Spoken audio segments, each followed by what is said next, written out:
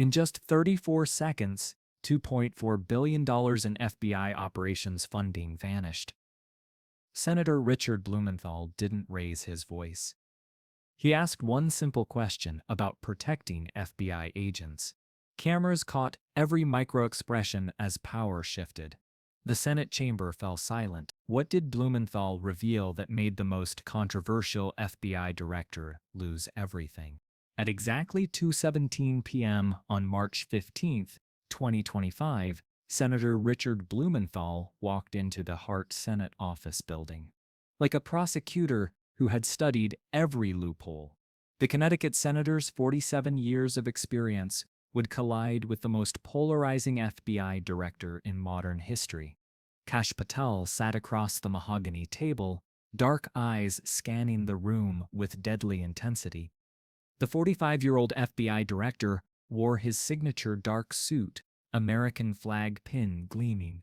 Behind him, 3 FBI deputy directors shifted nervously.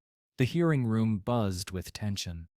C-SPAN's live feed reached 4.7 million viewers. Twitter had prepared trending hashtags. Fox News producers sat on edge. CNN anchors whispered final preparations. Blumenthal opened his folder with surgical precision. Inside lay documents that would unravel Patel's carefully constructed defenses, FBI personnel statistics, resignation letters from 12 senior agents, and the damning recording that would trigger total destruction. Director Patel, Blumenthal began with prosecutorial authority, "You've been in this position for exactly 23 days. In those 23 days, we've witnessed unprecedented changes in FBI operations." His fingers drummed once against the table, the sound echoing through speakers to millions watching live. Patel leaned forward, jaw clenched. "Senator, I've implemented necessary reforms to restore public trust in federal law enforcement. Every decision prioritizes America's security." His hands remained still, but veins in his neck began to show. Cameras captured sweat forming at his hairline. Blumenthal flipped to page 2. "Let's discuss those reforms. On February 27th, you issued Internal Directive 2025-07, requiring all field agents to undergo loyalty assessments. Correct? That's a mischaracterization, Senator. We're conducting standard review procedures." Patel's voice carried a defensive edge. "Director," Blumenthal interrupted smoothly, "yes or no, did you issue Directive 2025? 3 seconds of silence. Reporters stopped typing. Congressional staffers held their breath. "Yes," Patel replied, his voice dropping half an octave. Blumenthal flipped another page, movements deliberately calculated. "This directive requires agents to affirm commitment to the current administration's vision for federal law enforcement. The FBI Agents Association calls this a political loyalty test. 12 senior agents submitted resignation letters citing political interference concerns. Are you aware of these resignations?" Chamber temperature seemed to drop. Patel's deputies exchanged glances that cameras caught. His breathing became shallow. "I'm aware that some agents have chosen other opportunities." "Other opportunities?" Blumenthal's eyebrows raised. Agent Sarah Martinez, 23-year veteran, wrote she could no longer serve under political pressure. Agent Robert Chen, 19 years of service, refused to compromise his constitutional oath. These are seasoned professionals fleeing what they perceive as corruption. Twitter exploded. That a loyalty test began trending within 47 seconds. Fox News cut commercial. CNN's Anderson Cooper leaned forward, watching with hawk-like intensity. MSNBC producers frantically called legal analysts. Patel's composure cracked. His left eye twitched, cameras catching every micro-movement. "Senator, I resent the implication." "Let me be crystal clear, Director." Blumenthal opened to the final page. "Are you familiar with Agent Michael Torres?" Patel's face drained of color. His mouth opened, closed, then opened again without sound. 4 excruciating seconds of silence while millions watched his career crumble. Agent Torres served 16 years investigating domestic terrorism. Last week, he was placed on administrative leave after questioning your loyalty assessments. Was Torres simply pursuing other opportunities? The 34-second sequence that ended Patel's tenure began with his failed deflection. Senator, personnel matters are confidential. Personnel matters become public concern when they involve civil liberties violations. Blumenthal's response overlapped Patel's words, making the director sound weak and hollow. I categorically deny any suggestion. Patel's voice rose with desperation. Director Patel, Blumenthal, interrupted with prosecutorial finality. Agent Torres recorded his conversation with Deputy Director Williams. In that recording, provided to this committee, Torres was explicitly told that agents questioning administration policies would find their careers terminated. Did you authorize such threats? The chamber exploded in chaos. Gasps rippled through the gallery like shockwaves. Senator Cruz leaned forward in genuine surprise. Senator Warren furiously scribbled notes, her pen scratching against paper with urgent intensity. Patel began his 34-second destruction. Senator, I cannot comment on alleged recordings. His voice cracked on alleged. The recording exists, Director. It's authenticated by federal audio forensics. Agent Torres wore a wire because he feared for his career and constitutional oath. Should FBI agents fear their own leadership? 28 seconds elapsed. Patel's death spiral accelerated.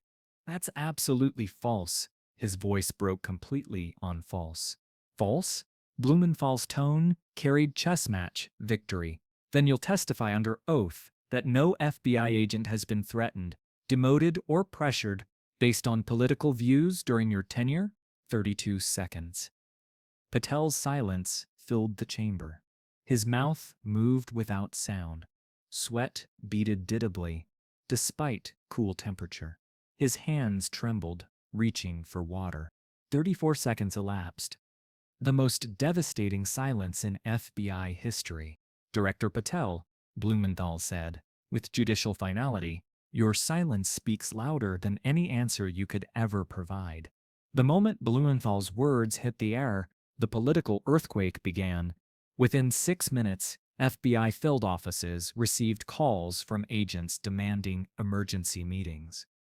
Within 12 minutes, the FBI Agents Association called for Patel's resignation. Within 17 minutes, 3 Republican senators questioned his leadership. The recording that destroyed Patel's career contained 47 words analyzed by constitutional scholars for decades. Agent Torres wore a wire, capturing Deputy Director Williams, saying, "The director wants you to understand that agents who undermine this administration find themselves reassigned to undesirable locations.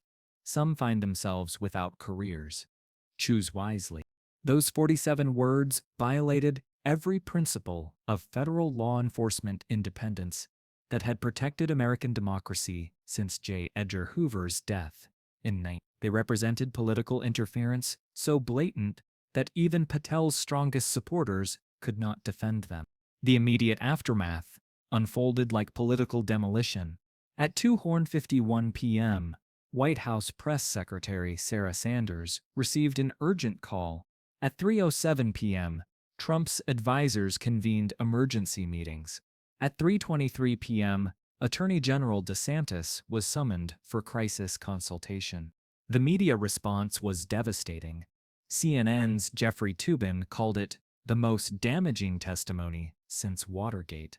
Fox News's Brett Baier described it as deeply concerning for constitutional governance. Even One America News acknowledged serious questions about FBI leadership. Twitter became a real-time political battleground. Blumenthal destroys cash reached 2.3 million mentions within 3 hours. FBI loyalty test generated 1.8 million tweets.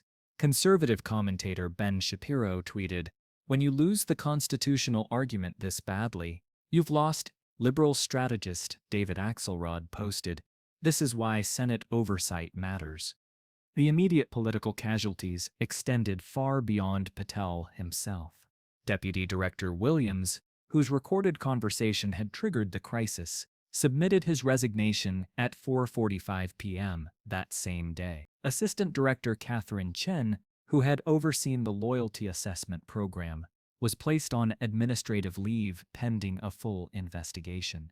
3 regional directors requested transfers rather than continue serving under Patel's leadership. But the most devastating blow came from an unexpected source. At 6:17 p.m., former FBI Director Christopher Wray, whom Patel had replaced, issued a statement that destroyed any remaining credibility Patel possessed. The Federal Bureau of Investigation serves the Constitution, not any political administration. When agents fear their leadership more than the criminals they're sworn to catch, our republic is in danger. The recordings revealed today represent a fundamental betrayal of everything the FBI stands for. Director Patel must resign immediately. Wray's statement carried unique authority because Trump had fired him to install Patel. His words represented a bipartisan condemnation that no political spin could overcome. Constitutional implications terrified legal scholars. Professor Jonathan Turley wrote, "If accurate, Director Patel violated fundamental FBI independence principles. This represents constitutional crisis our founders feared most." Liberal scholar Lawrence Tribe was equally alarmed. When agents choose between constitutional oath and career survival, we've crossed a line endangering democracy itself. Financial markets reflected the chaos. Defense contractor stocks dropped 3.7% in after-hours trading. Justice Department bonds fell to their lowest level since Clinton impeachment. International allies questioned FBI intelligence reliability.